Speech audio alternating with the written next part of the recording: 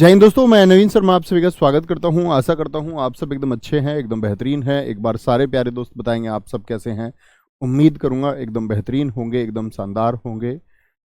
ककू, अनामिका, उदय, मंजू, शिवांशु, अभिनंदन, नीरज, कुमारी राखी, सुनीता, चंचल, विकास बाबू, धर्मपाल, कोमल शुक्ला, सारे प्यारे दोस्तों का बहुत स्वागत है। और आज हम लोग एक नया चैप्टर शुरू करने जा रहे हैं जिसका नाम है अविकारी शब्द।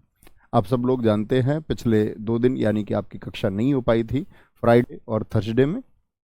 ठीक है, तो चैप्टर तब शुरू नहीं हुआ था, चैप्टर को हम आज ही शुरू करने जा रहे हैं। तो बहुत ध्यान से सुनना, परीक्षा में एक प्रश्न आपका तय रहता ही है। और पिछली बार की बात करें यूपीएसआई की, तो किसी किसी परीक्षा में आपका 1 से 2 क्वेश्चन देखने को भी मिले हर सेट में। और बड़े आसान प्रश्न पूछे गए। मैं आपको बता दूंगा किस फॉर्मेट में पूछे जाते हैं, कैसे क्वेश्चन बनते हैं। अविकारी शब्द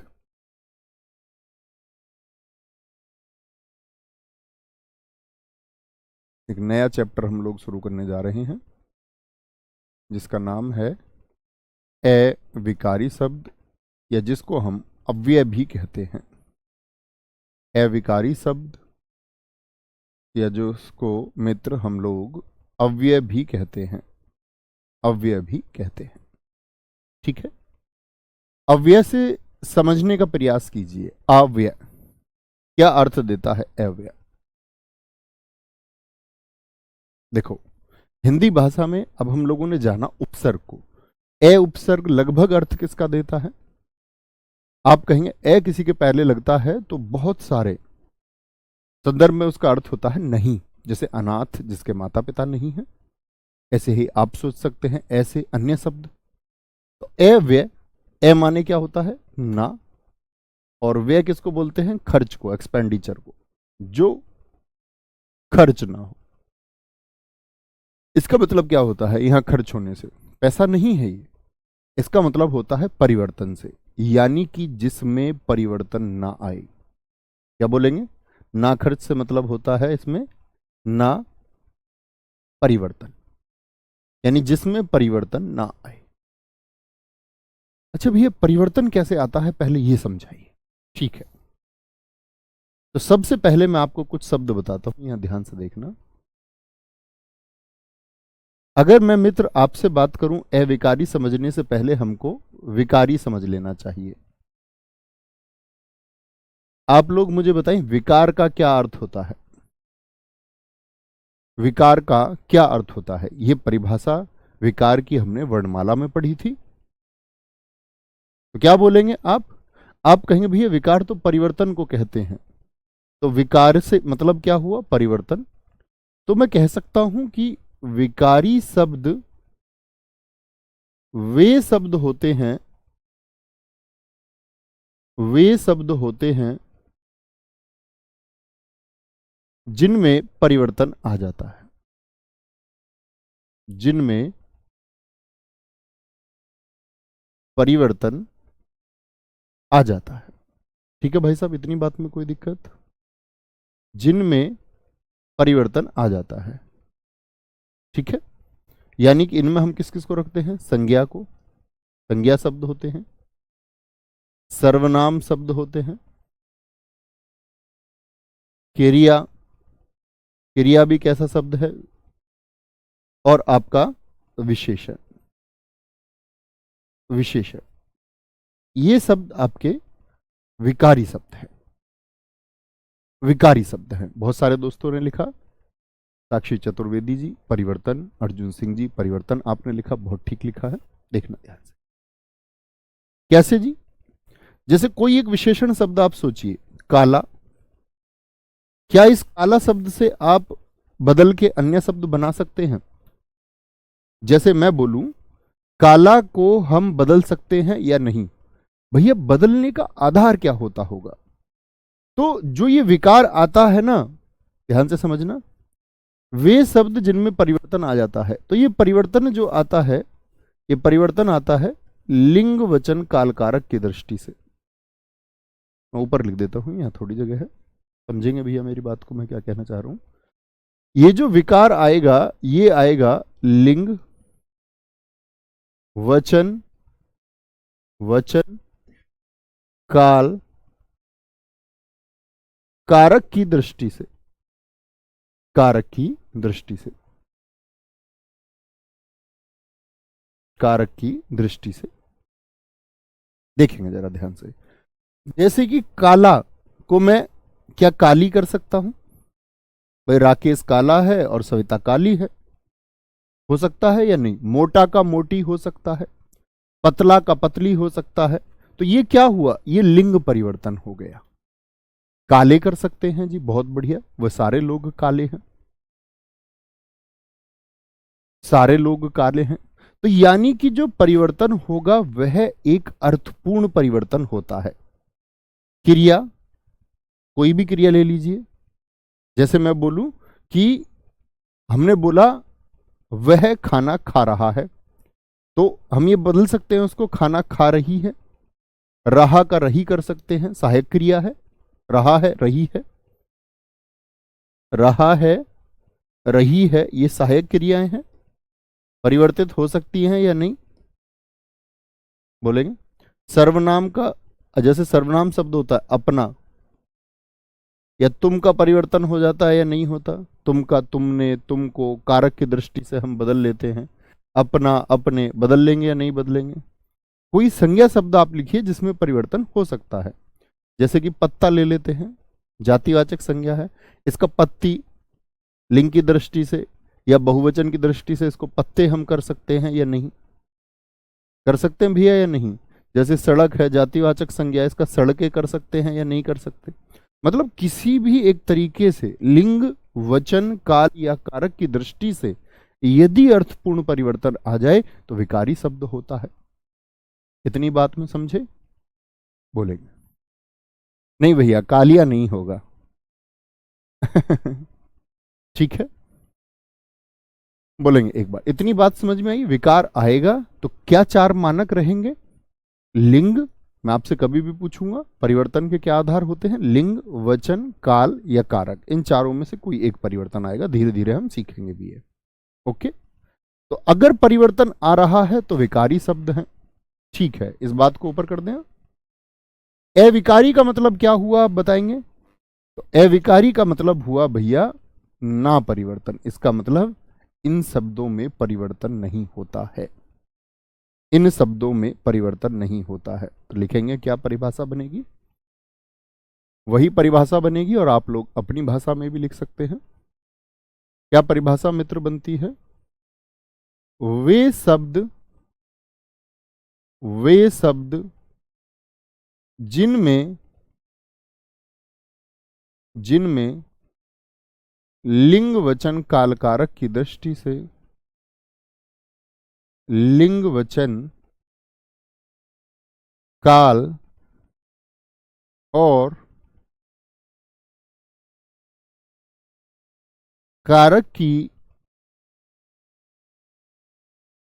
दृष्टि से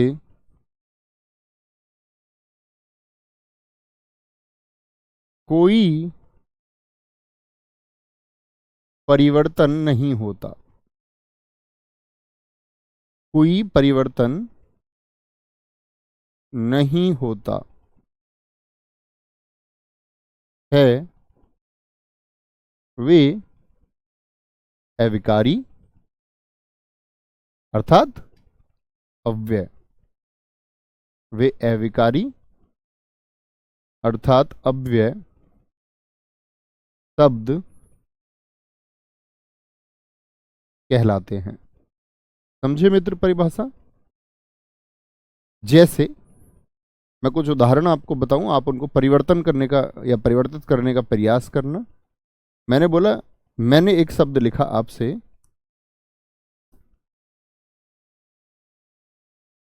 जहां, इसको परिवर्तित करिए। अर्थपूर्ण, जहां, जो अर्थ जहां देता है, जैसे काला जो अर्थ देता है, काली भी वही अर्थ देता है। रहा है जो अर्थ देता है, रही है भी वही देता है। अपने और अपना वही अर्थ देते हैं। पत्ता और पत्ते या पत्ती वही अर्थ देते हैं। तो जहां को बदलने का प्रयास करेंगे। क्या जहां शब्द को आप बदल पाएंगे? देखना जरा ध्यान से दोस्त, जहां शब्द को आप बदल पाएंगे क्या? या मैं बोलूं वहां शब्द को आप बदल पाएंगे क्या? वहां, ठीक है। तो जहां की बात करें, या मैं आपको कुछ शब्द देता हूं, किंतु शब्द है, इसको बदलिए, किंतु शब्द को बदलिए। किंतु, किंतु एक ऐसा शब्द है, किंतु एक ऐसा शब्द है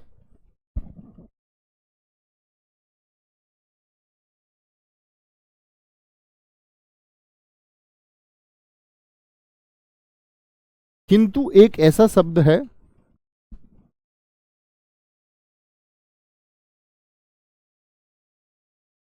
ठीक है, नहीं होगा जी, नहीं होगा, नहीं होगा, नहीं होगा, नहीं होगा। बहुत शानदार। तो क्या इसमें हम परिवर्तन कर पाते हैं? आप कहेंगे जी किंतु शब्द एक ऐसा शब्द है जिसमें परिवर्तन नहीं हो पाता है। समझ गए इस बात को? क्योंकि किंतु को हम नहीं बदल सकते हैं। मैंने बोला इसलिए को बदल के दिखाइए, इसलिए, इसीलिए नहीं होता, इसलिए होता है। इसलिए को परिवर्तित करके दिखाइए, और को परिवर्तित करके दिखाइए, और में आप कोई परिवर्तन कर सकते हैं? मैं बोलूं जैसे तथा शब्द है, तो ऐसा तो नहीं है कि आप तथा शब्द को परिवर्तित करके उसको तथो कर सकते हैं, तो आप कहेंगे जी नहीं कर सकते हैं। ठीक है, और तथा, तथा, ठीक है। कब को बदलिए, कब को, तब को बदलिए, तब, ठीक है। अतः को बदलिए, ठीक है। धीरे को बदलिए, धीरे को, तो आप कहेंगे नहीं बदल सकते, नहीं बदल सकते हैं। कोई दिक्कत? बहुत बढ़िया, बहुत शानदार। इतनी बात में कोई दिक्कत हुई किसी को? आकांक्षा त्यागी जी कह रही हैं जी ये परिवर्तित शब्द नहीं है, ये परिवर्तित शब्द नहीं है। समझ गए जी इस बात को? कोई दिक्कत, कोई परेशानी किसी भी बच्चे को? विशाल तिवारी जी कह रहे हैं परंतु, हाँ किंतु है तो परंतु भी होगा, क्योंकि परंतु को भी आप नहीं बदल सकते। ऐसे ही शब्द आप भी सोचने का प्रयास कीजिए मित्र, कि जिनमें आधार क्या रहेंगे? लिंग, वचन, काल और कारक। इन चारों मानकों की दृष्टि से परिवर्तन नहीं होना चाहिए। बहुत बढ़िया, very good, very good, very good. ठीक है, ओके। तो बात को समझे। अब हम आएंगे अव्यय के भेद पर, और मैं आपको बताऊंगा परीक्षा में प्रश्न कैसे पूछे जाते हैं।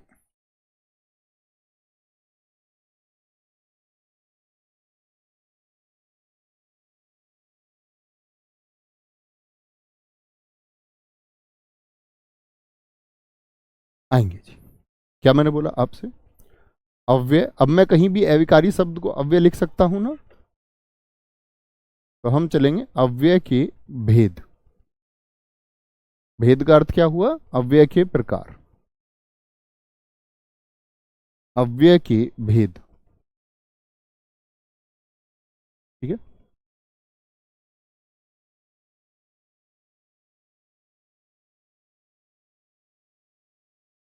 Very good, very good.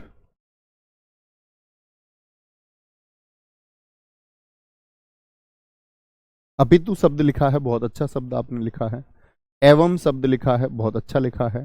पवन कुमार जी ने अवश्य शब्द को लिखा है, बहुत अच्छा लिखा है। ठीक है, अव्यय के भेद में आए तो यहां पर बहुत कंफ्यूजन बच्चों को रहता है कि कई बार 4 लिख देते हैं, कई बार 5 लिख देते हैं। दोनों भाषाओं को सुनना। अगर मैं आपसे पूछूं, लिखना पहली बात, अव्यय के, अव्यय के 4 मुख्य भेद होते हैं, 4 मुख्य भेद होते हैं। ठीक है, और आपसे पूछे कुल भेद, तब 5 कहें। अगर मुख्य पूछता है तो क्या आंसर आएगा? 4।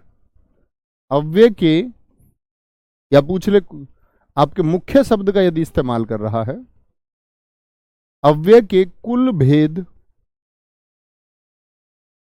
5 होते हैं। एक और भाषा यहां पर लिख लेंगे, अव्यय के 4 भेद होते हैं। तीनों बातों का क्या मतलब है? यानी 3 तरीके से प्रश्न परीक्षाओं में पूछे जाते हैं। आपसे पूछ लेगा अव्यय के कितने भेद होते हैं, तब भी 4 लिखना है। आपसे पूछे अव्यय के मुख्य भेद कितने होते हैं, तब भी 4 लिखना है। लेकिन इस शब्द का इस्तेमाल यदि कर लिया कुल, तो कुल भेद कितने कहेंगे, और यदि विकल्प में 5 मौजूद है तो 5 चुनना होगा। नहीं सचिन भाई, ऐसा नहीं हो सकता। ठीक है, कोई दिक्कत, कोई परेशानी? यहां देखें कितने भेद होंगे जी, 5 भेद होते हैं, जिनमें से 5 भेदों में पहला भेद कौन सा होगा? पहला भेद हम लोग पढ़ेंगे इसमें क्रिया विशेषण अव्यय। क्रिया विशेषण नाम से ही आपको दिखेगा कि किसकी विशेषता बताएगा, क्रिया की विशेषता बताएगा, क्रिया विशेषण अव्यय।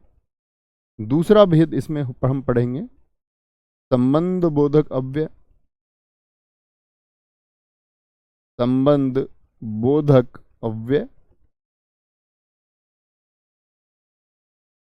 तीसरा भेद इसमें हम पढ़ेंगे समुच्चय बोधक अव्यय।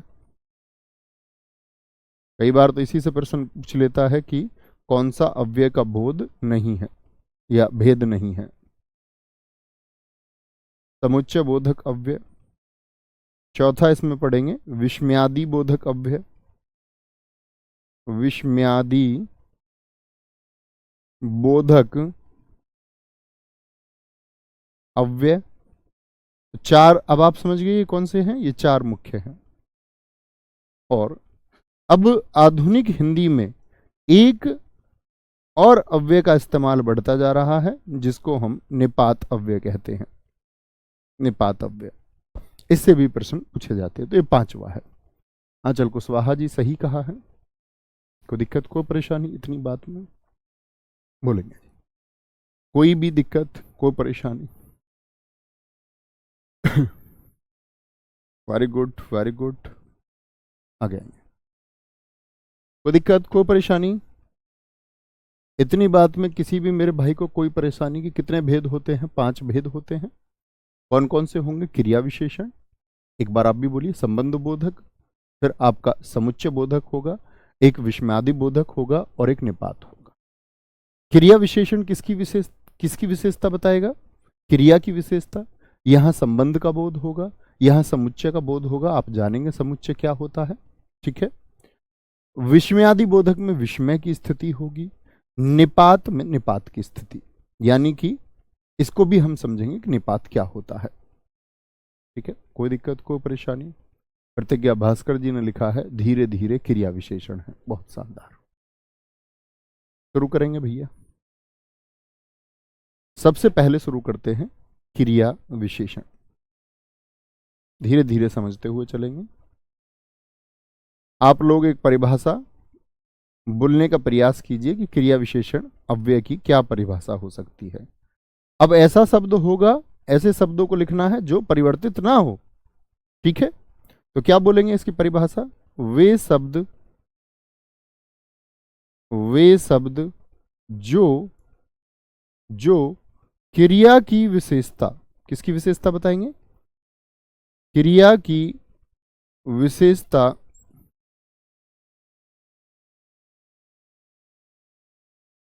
बताते हैं, क्रिया विशेषण कहलाते हैं। क्रिया विशेषण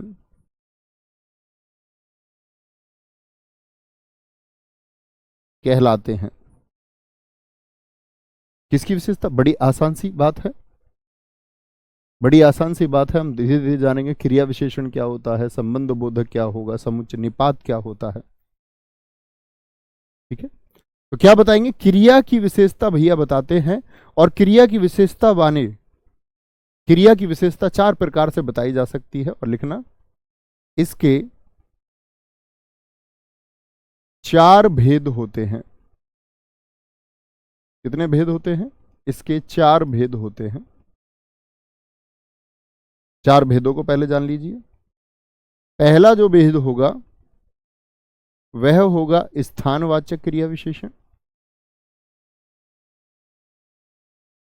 स्थानवाचक यानी स्थान को बताने वाले क्रिया विशेषण।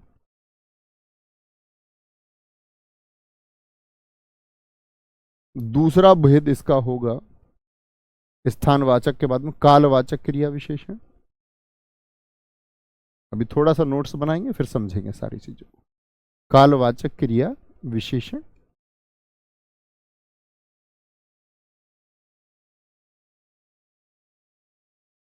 तीसरा होता है परिमाणवाचक क्रिया विशेषण,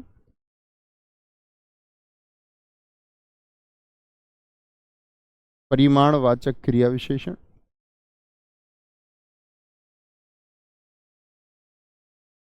और चौथा भेद इसका होता है दोस्त आपका रीतिवाचक। रीतिवाचक क्रिया विशेषण।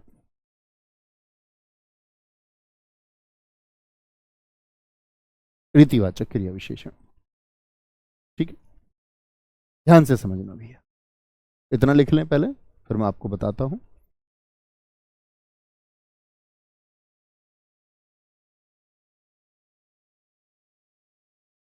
बहुत बढ़िया, मोहिनी एकदम ठीक लिखा है आपने बच्चों। देखना जी मित्र, तो स्थानवाचक क्रिया विशेषण की यदि हम बात करते हैं तो क्या बताएगा? नाम से ही आपको पता है कि ये किसका बोध कराएगा? स्थान का बोध। किसका बोध, यानी किसका ज्ञान कराएगा? ये स्थान का बोध कराएगा। कालवाचक किसका कराएगा? समय का बोध, काल समय को कहेंगे, यानी वाक्य में आपको समय दिख जाएगा, क्रिया के साथ में समय का एक बोध हुआ होगा। परिमाणवाचक किसका बोलेंगे? माप तोल। परिमाण का मतलब क्या होता है? क्वांटिटी। ये माप तोल का बोध कराएगा, ठीक है। और रीतिवाचक क्रिया के होने के प्रकार को, क्रिया किस प्रकार से हो रही है। जैसे मैं बोल दूं वह धीरे धीरे चल रही है, तो वह चल रही है धीरे धीरे। क्रिया के होने के प्रकार को,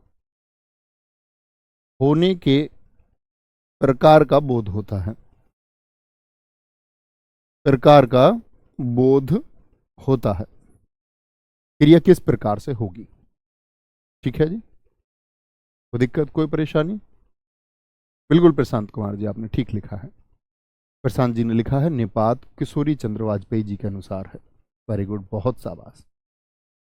देखो जी, ये नोट कर लो पहले, फिर हम ये सीखते हैं कैसे हम लोग पता कराएंगे। क्या बोला मैंने? क्रिया विशेषण अव्यय वे शब्द या वे अविकारी शब्द जो क्रिया की विशेषता बताते हैं उनको क्रिया विशेषण अव्यय कहते हैं। और क्रिया विशेषण अव्यय के चार भेद होते हैं: स्थानवाचक, कालवाचक, परिमाणवाचक, और चौथा होगा रीतिवाचक। मैंने बताया स्थानवाचक क्रिया के स्थान का बोध कराएगा, कालवाचक क्रिया के समय का बोध कराएगा, और तीसरा आपका परिमाणवाचक क्रिया की बोलेंगे कि एक मात्रा को दर्शाएगा, मात्रा का बोध होगा, ठीक है। और रीतिवाचक क्रिया के होने के प्रकार को, जैसा बहुत अच्छा लिखा है रोहित जी ने, वह जोर जोर से रो रही है, तो क्रिया तो हो रही है, रो रही है, लेकिन किस प्रकार से हो रही है, तो क्रिया के होने के प्रकार को दर्शाता है रीतिवाचक, ठीक है। कोई दिक्कत, कोई परेशानी? बोलेंगे कोई भी दिक्कत? आगे चलेंगे। भाई यूपीएसआई से कहाँ जीडी की तैयारी करने तुम चले हो? कह रहे कि जीडी हो जाएगा या नहीं होगा। ये यूपीएसआई का बैच है, तो यूपीएसआई के लिए तैयारी कीजिए जहां पर ग्रामर आती है। जीडी की हिंदी इतू सी है, ठीक है। उसके लिए तो आप कहीं से भी कर ले, ये कर रहे हैं तो वो तो आसानी से आप कर ही पाएंगे। तो सबसे पहले भेद भैया बात करेंगे किस बारे में? सबसे पहला भेद लेते हैं स्थानवाचक का। आप लोग भी मेरे साथी इसमें बनना और ऐसे वाक्य लिखने का प्रयास करना जिसमें क्रिया भी आए और एक स्थान का बोध भी हो। स्थानवाचक क्रिया विशेषण, एक दो उदाहरणों के माध्यम से हम इसको समझेंगे, फिर शब्द लिखेंगे। स्थानवाचक क्रिया विशेषण, तो किसका बोध होगा जी? भैया स्थान का बोध होगा, स्थान का, ठीक है। तो स्थानवाचक तो बाद में पढ़ेंगे, पहले मैं थोड़ा सा आप लोगों को ये बता दूं। वापस चलते हैं जरा, थोड़ा सा मैं आप लोगों को यहां पर ये बताना चाहूंगा ये तो हमने जान लिया कि भेद कितने होते हैं। थोड़ी सी चीज और जान लो, पहले मैं आपको क्रिया विशेषण का ज्ञान करा दूं, तभी आप भेद अच्छे से समझ पाएंगे। जैसे समझे दोस्त,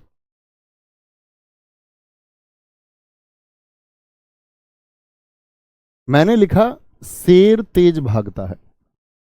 अभी मैं भेद की बात नहीं कर रहा हूं, अभी मैं पूछ रहा हूं सिर्फ शेर तेज भागता है, इसमें क्रिया विशेषण बताइए कौन सा है।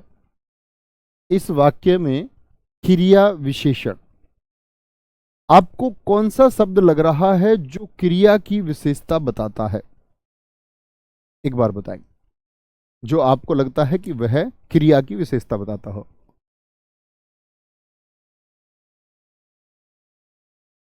बताएंगे भाई साहब?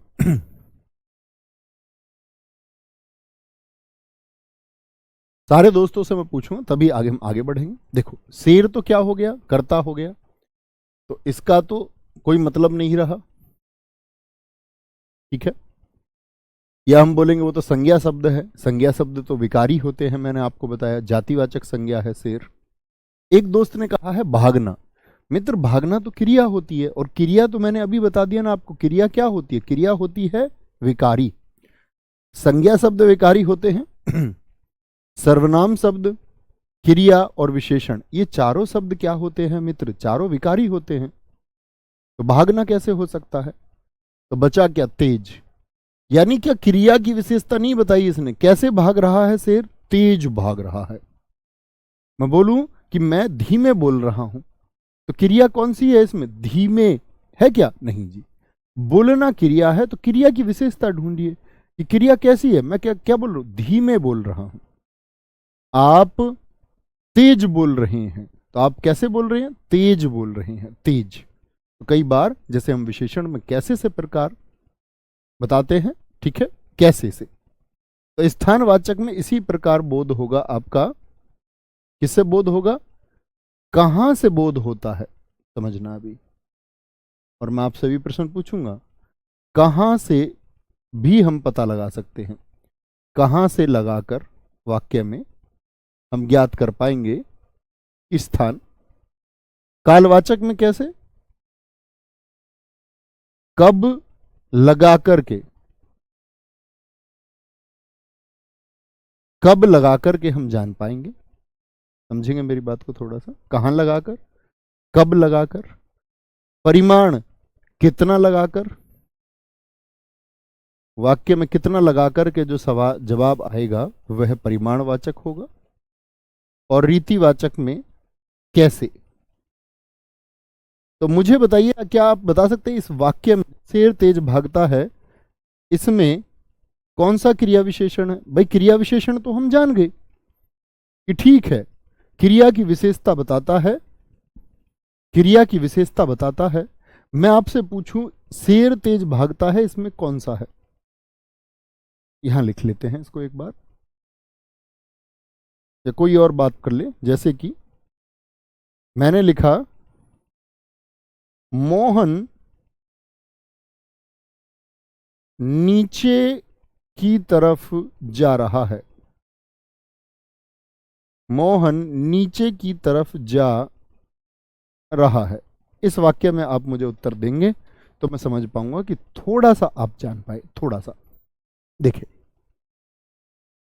तो पहले तो ये देखिए, जा रहा है क्रिया हो गई, तो क्रिया तो अव्यय हो नहीं सकती क्योंकि क्रिया तो विकारी शब्द है। मैंने बताया संज्ञा, सर्वनाम, क्रिया और विशेषण विकारी होते हैं। मैं देखूं मोहन, तो आप कहेंगे ये भी एक संज्ञा शब्द है, संज्ञा शब्द है, ठीक है। तो क्या आ गया आपका? नीचे की तरफ। तो नीचे की तरफ लिख लें या नीचे जा रहा है, तब भी तो बात एक ही है। तो पहले एक शब्द से समझा देता हूं। तो क्या यह कहां जा रहा है से बोध होगा? कि मैं बोलूं वह कहां जा रहा है, किससे बोध हो रहा है जरा बताएं? तो आप कहेंगे भैया स्थान का बोध हो रहा है। नीचे स्थान है एक, क्या बोलेंगे? स्थान का बोध होता है, स्थान का। भाई कितना से तो बता नहीं सकते कि कितना जा रहा है, ना कब जा रहा है, ना कहां जा रहा है। अब तुम बोल दो कि कहां जा रहा है तो बोलो नीचे जा रहा है, तो ये तो सही अर्थपूर्ण नहीं हुआ ना। क्या बोलेंगे? कहां जा रहा है? क्या ये अर्थपूर्ण नहीं हुआ क्या? बताएं एक बार। तो आप कहेंगे नहीं भैया यही तो अर्थपूर्ण है। कहां जा रहा है? नीचे जा रहा है। कहां जा रहा है? बाहर जा रहा है। कहां जा रहा है? ऊपर जा रहा है। या क्रिया के होने के प्रकार का बोध कैसे जा रहा है, ये थोड़ी पूछेंगे। कैसे से जवाब मिलेगा ही नहीं। सारे दोस्तों का उत्तर आया क्या कि जी स्थान है। और नीचे क्या हो गया? ये क्रिया विशेषण हो गया।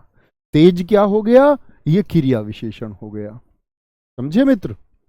इतनी बात में तो क्या लगा करके कहां, कब, कितना और कैसे। ये रटने की चीज थोड़ी है कि आप ये याद करने लग जाओ। आप देखो ना, स्थान को हम कहां से ही पता कर सकते हैं। वह आगरा गया। कहां गया? आगरा गया। कालवाचक क्रिया विशेषण, वह 9 बजे गया। तो कितने बजे गया? 9 बजे गया। परिमाण, वह उससे बहुत प्यार करता है। कितना प्यार करता है? बहुत प्यार करता है। रीतिवाचक क्रिया विशेषण, ठीक है। तेज वर्षा हो रही है। वर्षा कैसे हो रही है? तेज हो रही है। शेर तेज भागता है। तो शेर तेज भागता है तो कहां भागता है, कब भागता है, कितना भागता है या कैसे भागता है? तो तेज भागता है। तो शेर तेज भागता है, वो रीतिवाचक है। क्या मित्र? इतनी बात में किसी भी मेरे भाई को कोई परेशानी? तो स्थानवाचक क्रिया विशेषण किसका बोध कराएगी, ये मैं आपको बता चुका। आप कोई स्थान इसमें लिख सकते हैं। जैसे मैं बोल दूं गेंद ऊपर उछल रही है। अब आप मुझको ढूंढ के अब बताते रहेंगे गेंद ऊपर उछल रही है। तो ऊपर क्या हो गया जरा बताएं? एक स्थान हो गया। ठीक है, एक स्थान हो। गेंद ऊपर उछल रही है। मैं पूछ लूं वर्षा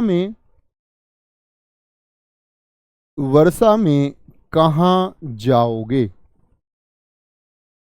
कहां जाओगे? तो क्या पूछ लिया मैंने? अब मैंने क्या पूछ लिया इनसे? कहां जाओगे?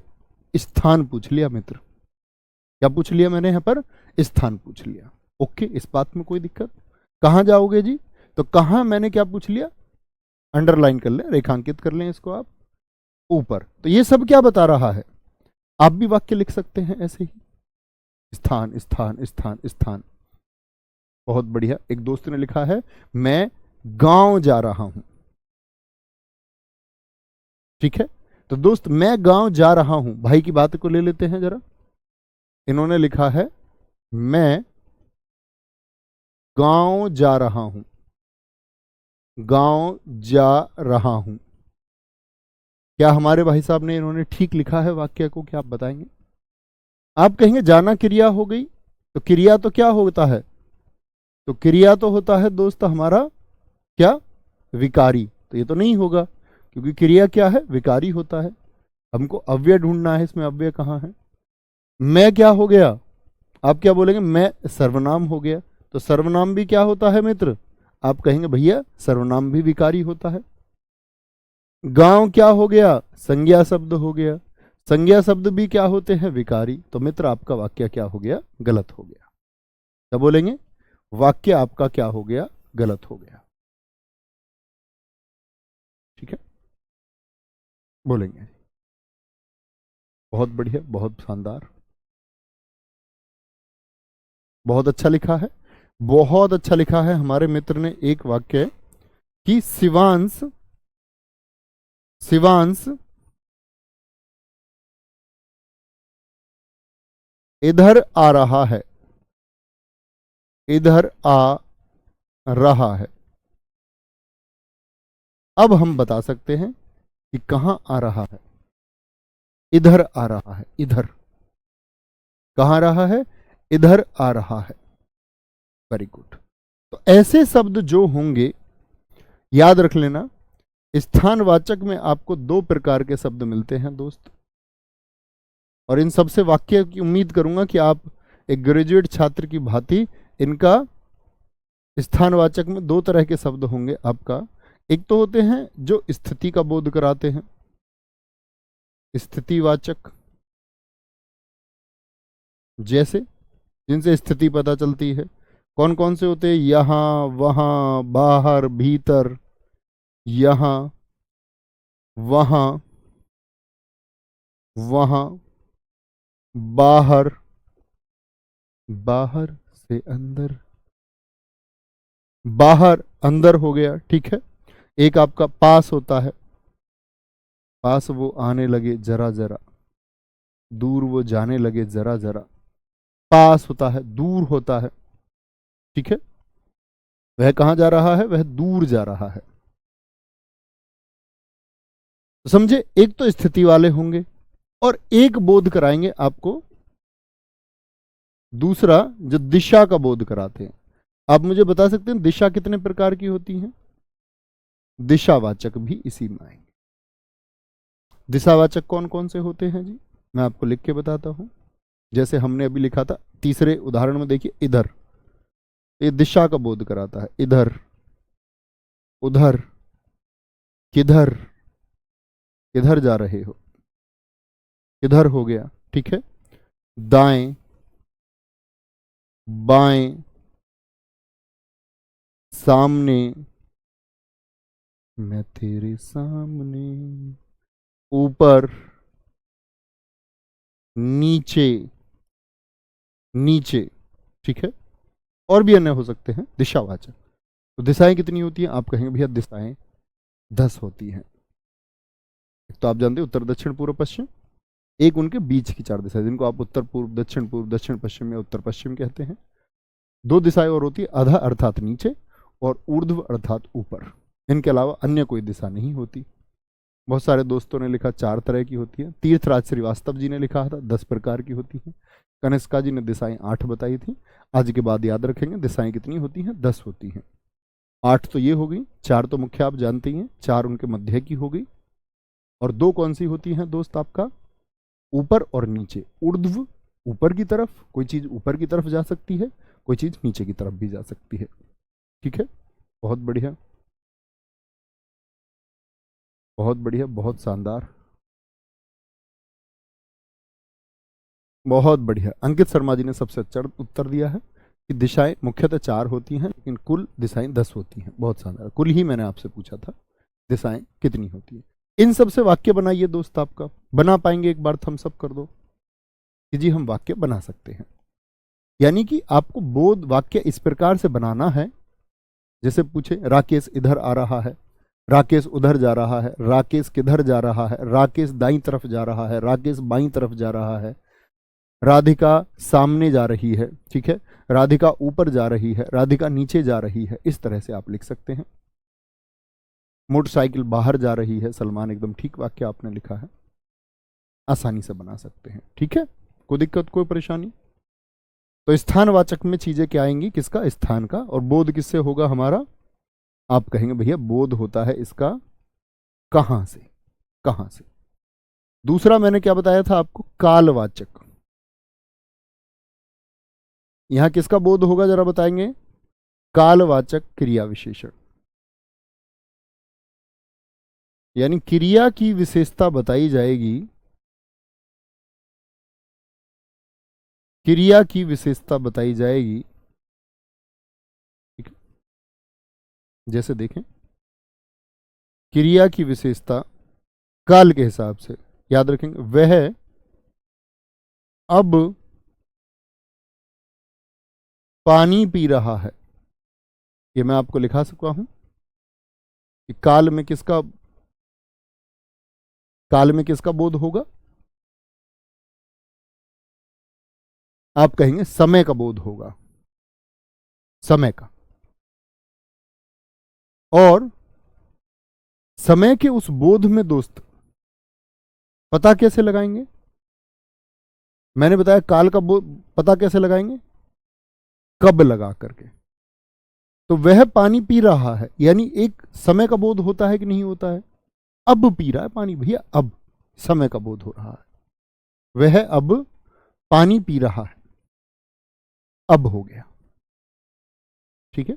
जैसे मैं बोल दूं वह परसों दिल्ली जाएगी, वह परसों दिल्ली जाएगी। कब? परसों। तो मुझे बताइए इसमें क्या बोध हुआ आपको, समय का बोध हुआ, कब जाएगी, कब से पता सकते, वह परसों दिल्ली जाएगी। ठीक है। तीसरा, महंगाई, जैसे मैं बोल दूं महंगाई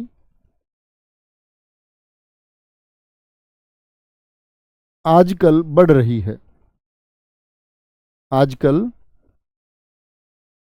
आजकल बढ़ रही है, बढ़ रही है।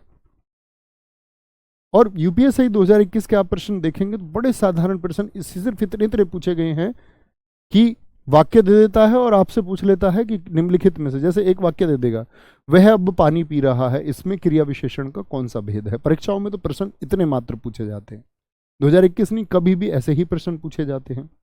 जैसे आपसे उसने पूछा वह परसों दिल्ली जाएगी, ये वाक्य लिख दिया और पूछा स्थानवाचक है, कालवाचक है, परिमाणवाचक है, या फिर आपका चौथा रीतिवाचक है। रीतिवाचक के सबसे ज्यादा उदाहरण परीक्षाओं में पूछे जाते हैं। ठीक है, बोलेंगे। अन्य वाक्य आप लिख सकते हैं, हम कल प्रयागराज गए थे, बहुत शानदार। भैया इतनी भीड़, ऐसा लगा शुरुआत में तो प्रोग्राम होगा ही नहीं।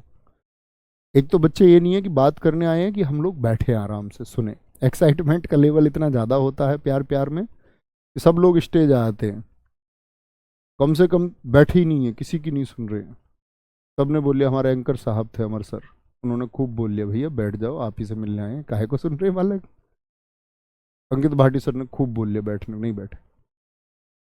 एक्साइटमेंट लेवल अब हमें लगा भाई अब कुछ नहीं होता यहाँ, प्रोग्राम अब तो ऐसे समझो कि जाना पड़ेगा, क्योंकि भीड़ तुम्हें पता है बेकाबू हो जाती है, एक तरफ से आवाज़ उठती है, उठती चली जाती है। पर बड़ी रिक्वेस्ट करी मैंने आके, एक छोटी सी बात बच्चों से बोली, मैंने बोला कि मैंने अगर तुम्हें अनुशासन सिखाया तो गवर्नमेंट जॉब इतना बड़ा संघर्ष है, और हम कितना संघर्ष करते हैं उस नौकरी को लेने के लिए। यहाँ पड़ी कुर्सियों को अगर तुम मुझे लेके दिखा दो 30 सेकंड में, मैं ये समझूंगा तुम सरकारी नौकरी लेने के लायक हो। और 30 सेकंड में वो कुर्सियों पर आ गए। तो ऐसे समझो कि मतलब कि बड़ी आत्मा तृप्त हो गई। भैया बोले अब तो लगता कुछ हो पाएगा, फिर भी आधों सुनी आधों ने नहीं, तो धीरे धीरे बैठ गए। तो बहुत अच्छा लगा था वहाँ जाके भी। ठीक है, शायद इन फ्यूचर आएंगे आपके यहाँ भी।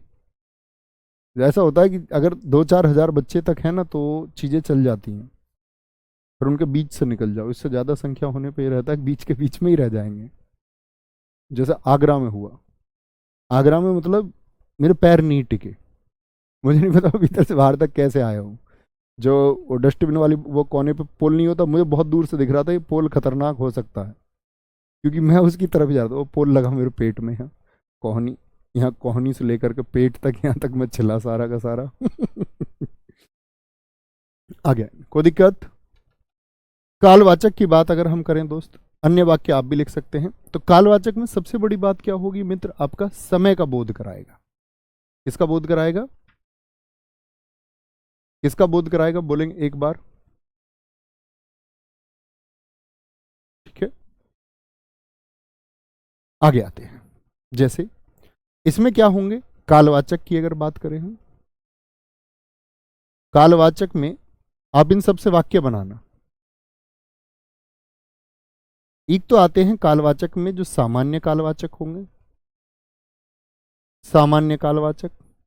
सामान्य में कौन कौन से होंगे, जैसे सुबह बोल दिया मैंने, सुबह, सुबह से वाक्य बनाइए क्रिया का, वह सुबह पानी पी रही थी, ऐसे बोल दो, सुबह हो गया। आज कल होते हैं, आज हो गया, कल हो गया, कल। ठीक है, आज बोल दिया, कल बोल दिया, परसों बोल दिया, परसों। ठीक है, परसों, नरसों, बोले नहीं आजकल नहीं, अभी, अभी। ठीक है, तुरंत होता, अभी, तुरंत, ये सामान्य में आ जाते हैं। एक होते हैं दूसरे आवृत्तिवाचक। आवृत्तिवाचक कैसे होते हैं मित्र आपका, आवृत्तिवाचक। ठीक है, जैसे वह प्रतिदिन बाजार जाती है, समय का बोध है भाई, ये भी एक प्रतिदिन हो गया। जब चीज, आवृत्ति का मतलब होता है फ्रीक्वेंसी, जब चीज रिपीट हो, प्रतिदिन मतलब रोज रोज जाती है, कई बार। बहुधा शब्द होता है, बहुधा, बहुत बार, कभी कभी, तो ये भी रिपीटेशन है, एक कभी कभी, ठीक है। हर बार, हर बार, हर बार को क्या बोलेंगे? अक्सर। वह मोहल्ले में आया जाया करती है, अक्सर। वाक्य बनाएंगे, ठीक है। और तीसरा बोध इसका होता है, इस तरह के शब्द आपको मिलेंगे। क्या बोला मैंने? एक तो सामान्य मिलते हैं, एक आवृत्तिवाचक मिलते हैं, और तीसरे होते हैं अवधिवाचक, जो एक अवधि का बोध कराते हैं। अवधिवाचक, अवधिवाचक कैसे जी? अवधिवाचक में होगा वह रात भर पढ़ता रहा, वह दिन भर पढ़ती रही। और भर वाले ये महत्वपूर्ण चुल्ले नए परीक्षा में बहुत पूछे जाते हैं। वह दिन भर, लगातार, लगातार। जैसे वहां पर आज और कल थे, ऐसे ही यहां पर वो एक साथ आ जाते हैं, आजकल। जैसा कि हमने उदाहरण नंबर 3 में भी लिखा है, आजकल। वह रात भर पढ़ती रही, ठीक है। क्या बोलेंगे? कैसे पढ़ती रही? रात भर।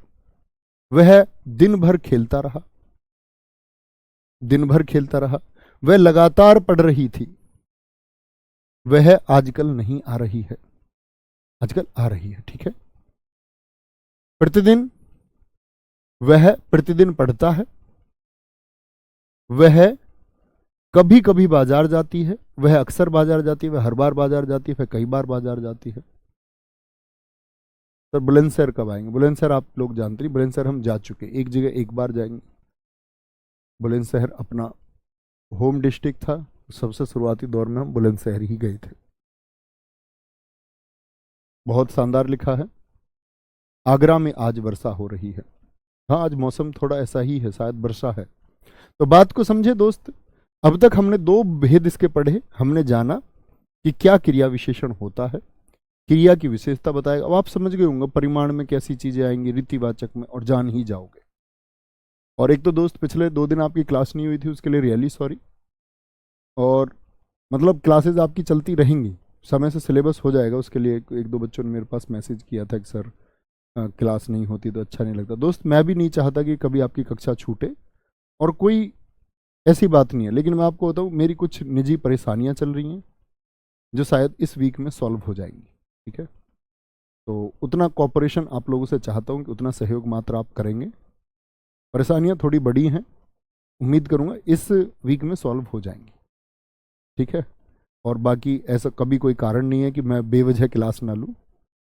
मैं ना के बराबर, अगर आप देखोगे जब से मैंने पढ़ाना से, ना के बराबर छुट्टियों में से एक करने वाला हूँ, क्योंकि अन्य कारण थे नहीं छुट्टी के। अभी कारण है तो शायद कभी कभार ऐसा हो सकता है, शायद इस वीकेंड में फिर से ऐसा देखने को मिले। लेकिन कभी आपको ज़्यादा ज़रूरत होगी, आपकी परीक्षा के समय सिलेबस तो समय से पूर्ण हो ही जाएगा। जब जब आप जितना चाहेंगे, जितनी आपकी मांग होगी, तब तब मैं आपके लिए अपने उस विषय की कक्षाएं आपकी परीक्षा से 2 दिन पहले तक लाता रहूँगा। आप उसकी चिंता मत करना।